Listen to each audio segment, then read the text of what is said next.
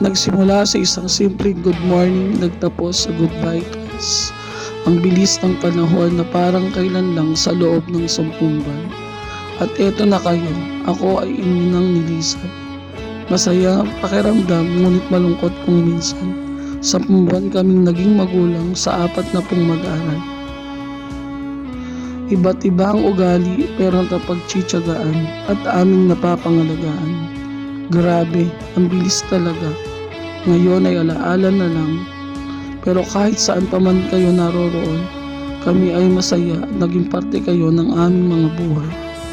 Ito iyong sinasabing nagsimula sa hello at magtatapos sa goodbye. Pero lagi niyong tatandaan ang inyong alaala ay nasa aming puso at isipan.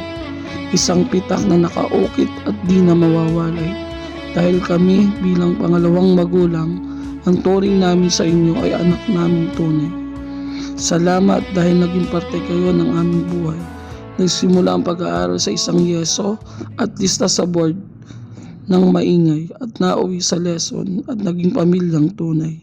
Bye Kamagong, paalam na sa ating paaralang Bagong Bayan Elementary School. Mahal namin kayo, magpakailan pa man.